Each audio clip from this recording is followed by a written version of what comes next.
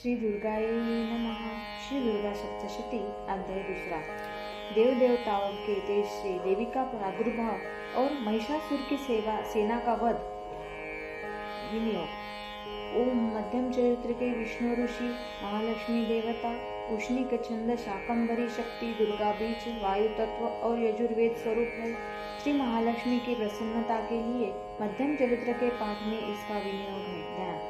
मैं कमल के आसन पर बैठी हुई प्रसन्न मुख वाली महिषासुर मर्दिनी भगवती महालक्ष्मी का भजन करता हूँ, जो अपने हाथों में अक्षमाला, परसा, गदा, बाण, वज्र, पद्म, धनुष, कुंडिका, दंड, शक्ति, खड्ग, ढाल, शंख, घंटा, मधुपात्र, शूल, पाश और चक्र धारण करती है। ऋषि कहते हैं, पूर्व काल में देवताओं और असुरों में पूरे 100 वर्षों तक घोर संग्राम हुआ था।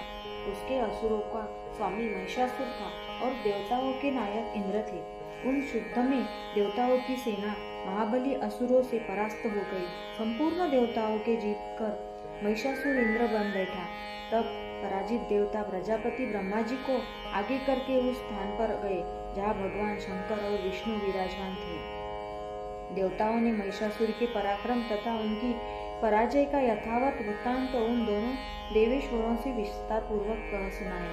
वे बोले, भगवान, महिषासुर सूर्य, इंद्र, अग्नि, वायु, चंद्रमा, यम, वरुण तथा अन्य देवताओं के भी अधिकार छीनकर स्वयं ही उसका सबका अधिष्ठाता बना बैठा है। उस दुरात्मा महिष ने समस्त देवताओं को स्वर्ग से निकाल दिया है। अब वे मनुष्यों की भांति पृथ्वी पर विचरते हैं। दैत्यों की यह सारी करतूत हमने आप लोगों से कह सुनाई। अब हम आपकी ही शरण में आए हैं। उसके वध का कोई उपाय सोचिए। इस प्रकार देवताओं के वचन सुनकर भगवान विष्णु और शिव ने दैत्यों पर बड़ा क्रोध किया। उनकी भौहें तन गई और मुंह टेढ़ा हो गया। तब अत्यंत कोप में भरे हुए चक्रपाणी श्री विष्णु के मुख से एक महान तेज प्रकट हुआ। इसी प्रकार ब्रह्मा, शंकर तथा इंद्र आदि अन्य देवताओं के शरीर से भी बड़ा भारी तेज निकला। वह सब मिलकर एक हो गया। महान तेज का वह कुंज जाज्वल्यमान पर्वत सा जान पड़ा।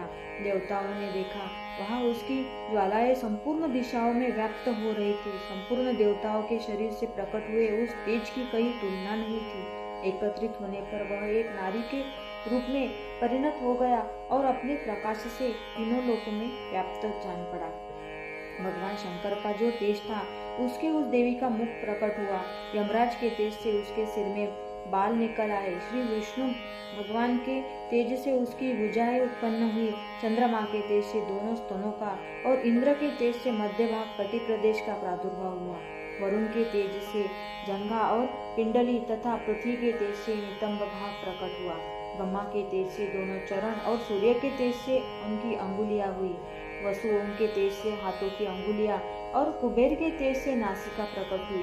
उस देवी के दांत प्रजापति के तेज से और तीनों नेत्र अग्नि के तेज से प्रकट हुए थे। उसकी भौहें संध्या के और कान वायु के तेज से उत्पन्न हुए थे। इसी प्रकार अन्य देवताओं के तेज से भी उस कल्याणमय देवी का आविर्भाव हुआ। तदनंतर समस्त देवताओं के तेज पुंज से प्रकट हुई देवी को देखकर महिषासुर के सताए हुए देवता बहुत प्रसन्न हुए। पिनाकधारी भगवान शंकर ने अपने शूल से एक शूल निकालकर उन्हें दिया। फिर भगवान विष्णु ने भी अपने चक्र से चक्र उत्पन्न करके भगवती को अर्पण किया। वरुण ने भी शंख भेंट किया। अग्नि ने उन्हें शक्ति दी और वायु ने धनुष तथा बाण से भरे हुए 2 तरकश प्रदान किए। सहस्त्र नेत्रों वाले देवराज इंद्र ने अपने वज्र से वज्र उत्पन्न करके दिया और ऐरावत हाथी से उतारकर एक घंटा भी प्रदान किया। यमराज ने काल दंड से दंड, वरुण ने पाश, प्रजापति ने स्फटिकाक्ष की माला तथा ब्रह्मा जी ने कमंडलू भेंट किया।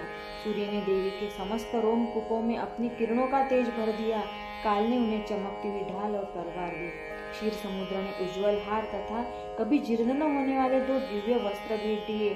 साथ ही उन्होंने दिव्य चूड़ामणि, 2 कुंडल, कड़े, उज्ज्वल अर्धचंद्र, सब बाहुओं के लिए, कई दोनों चरणों के लिए निर्मल नुपुर, गले की सुंदर हंसली और सब अंगुलियों में पहनने के लिए रक्तों की बनी अंगूठियां भी दी। विश्वकर्मा ने उन्हें अत्यंत निर्मल फरसा भेंट किया। साथ ही अनेक प्रकार के अस्त्र और अभेद्य कवच दिए। इनके सिवा मस्तक और वक्षस्थल पर धारण करने के लिए कभी न कुंभने वाले कमलों की मालाएं दी। जलाधि ने उन्हें सुंदर कमलाकार पुल भेंट दिया। हिमालय ने सवारी के लिए सिंह तथा भांति भोति के रत्न समर्पित किए। धनाध्यक्ष कुबेर ने मधु से भरा पान पात्र दिया तथा संपूर्ण नागों के राजा शेष ने, जो इस पृथ्वी को धारण करते हैं, उन्हें बहुमूल्य मणियों से विभूषित नागहार भेंट दिया। इन्हीं प्रकार अन्य देवताओं ने भी आभूषण और अस्त्र शस्त्र देकर देवी का सम्मान किया। तत्पश्चात उन्होंने बारंबार अट्टहास पूर्वक उच्च स्वर से गर्जना की। उनके भयंकर नाद से संपूर्ण आकाश गूंज उठा। देवी का वह अत्यंत उच्च स्वर से किया हुआ सिंहनाद कभी समा न सका। आकाश उसके सामने लघु प्रतीत होने लगा। उससे बड़े जोर की प्रतिध्वनि हुई, जिससे संपूर्ण विश्व में हलचल मच गई और समुद्र कांप उठे, पृथ्वी डोलने लगी और समस्त पर्वत हिलने लगे। उस समय देवताओं ने अत्यंत प्रसन्नता के साथ सिंहवासिनी भगवानी से कहा, देवी तुम्हारी जय हो।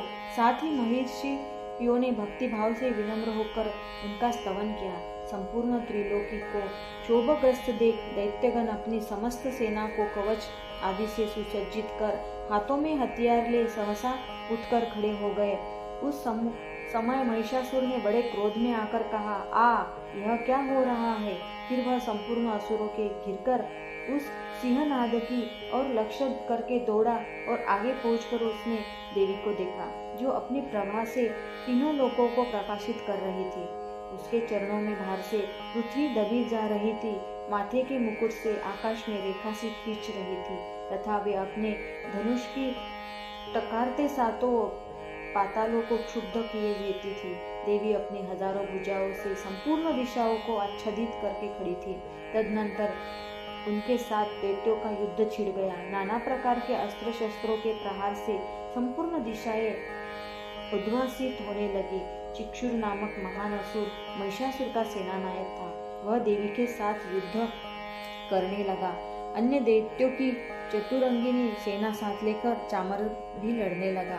60,000 रथियों के साथ आकर उदग्र नामक महादैत्य ने लोहा लिया। 1 करोड़ रथियों का साथ लेकर महाहनु नामक दैत्य युद्ध करने लगा, जिसके रोए तलवार के समान तीखे थे। वह असीलोमा नामक का महादैत्य 5 करोड़ रथी सेनापन सहित युद्ध में आ डटा। 60 लाख रथियों से घिरा हुआ बाष्कल नामक दैत्य भी उस युद्ध भूमि में लड़ने लगा। परिवारिक नामक राक्षस हाथी सवार और घुड़सवारों के अनेक दलों तथा 1 करोड़ रथियों की सेना लेकर युद्ध करने लगा। बिडाल नामक दैत्य 5 अरब रथियों से घिरकर लोहा लेने लगा। इसके अतिरिक्त और भी हजारों महादैत्य रथ, हाथी और घोड़ों की सेना साथ लेकर वहां देवी के साथ युद्ध करने लगे। स्वयं महिषासुर उस रणभूमि में कोटि कोटि सहस्त्र रथ, हाथी और घोड़ों की सेना से घिरा हुआ खड़ा था। वे दैत्य के देवी के साथ तोमर, भिंदीपाल, शक्ति, मुसल, खड़ग, परशु और पट्टिश आदि अस्त्र शस्त्रों का प्रहार करते हुए युद्ध कर रहे थे। कुछ दैत्यों ने उन पर शक्ति का प्रहार किया, कुछ लोगों ने पाश फेंके तथा कुछ दूसरे दैत्यों ने खड़ प्रहार करके देवी को मार डालने का उद्योग किया। देवी ने भी क्रोध में भरकर खेल खेल में ही अपने अस्त्र शस्त्रों की वर्षा करके दैत्यों के समस्त अस्त्र शस्त्र काट डाले। उनके मुख पर परिश्रम या थकावट का रंच मात्र भी चिन्ह नहीं था। देवता और ऋषि उनकी स्तुति करते थे और वे भगवती परमेश्वरी दैत्य को शरीरों पर अस्त्र शस्त्रों की वर्षा करती रही। देवी का वाहन सिंह भी क्रोध में भरकर गर्दन के बालों को हिलाता हुआ असुरों की सेना में इस प्रकार विचरने लगा, मानो वनों में दावानल फैल रहा हो।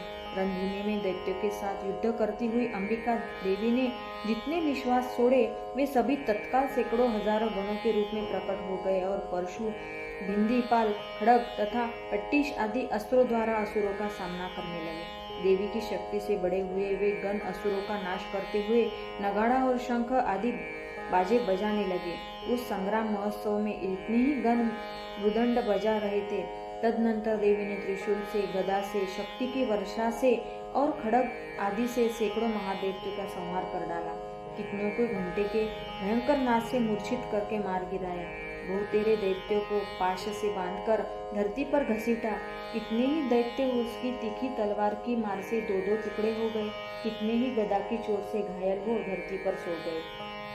कितने ही मुसल की मार से अत्यंत आहत होकर रक्त वमन करने लगे। कुछ दैत्य शूल से छाती फट जाने के कारण पृथ्वी पर ढेर हो गए। उस रणांगण में बाण समूहों की वृष्टि से कितने ही असुरों की कमर टूट गई। बाज की तरह झपटने वाले देवपीड़क दैत्यगण अपने प्राणों से हाथ धोने लगे। किन्हीं की बाहें छिन्न भिन्न हो गई, कितनों की गर्दनें कट गई, कितने ही दैत्यों के मस्तक कट कट कर गिरने लगे। कुछ लोगों के शरीर मध्य भाग में ही विदीर्ण हो गए। कितने ही महादैत्य जांघें कट जाने से पृथ्वी पर गिर पड़े। कितनों के ही देवी ने एक बाह, एक पैर और एक नेत्र वाले करके 2 टुकड़ों में चीर डाला। कितने ही दैत्य मस्तक कट जाने पर भी गिरकर फिर उड़ जाते और केवल धड़के ही रूप में अच्छे अच्छे हथियार हाथ में ले देवी के साथ युद्ध करने लगते थे। दूसरे कबंध युद्ध के बाजों की लय पर नाचते थे। कितने ही बिना सधीड़ सिर के धड़, हाथों में खड़क शक्ति और सृष्टि लिए दौड़ते थे तथा दूसरे महादैत्य ठहरो ठहरो यह कहते हुए देवी को युद्ध के लिए ललकारते थे। यहाँ वह घोर संग्राम हुआ था। वहाँ की धरती देवी के गिराए हुए रथ, हाथी, घोड़े और असुरों की लाशों से ऐसी पड़ गई थी कि वहाँ चलना फिरना असंभव हो गया था। दैत्य की सेना में हाथी, घोड़े और असुरों के शरीरों से इतना अधिक मात्रा में रक्तपात हुआ था कि थोड़ी ही देर में वहाँ खून की बड़ी बड़ी नदियां बहने लगी। जगदम्बा ने असुरों की विशाल सेना को क्षण भर में नष्ट कर दिया। ठीक उसी तरह जैसे तृण और काठ के भारी ढेर को आग कुछ भी क्षणों में भस्म कर देती है, और वह सिंह भी गर्दन के बालों को हिला हिला कर जोर जोर से गर्जना करता हुआ दैत्यों के शरीरों से मानो उसके प्राण चुने लेता था। वहाँ देवी के गणों ने भी उन महादैत्यों के साथ ऐसा युद्ध किया जिससे आकाश में खड़े हुए देवतागण उन पर बहुत संतुष्ट हुए और फूल बरसाने लगे।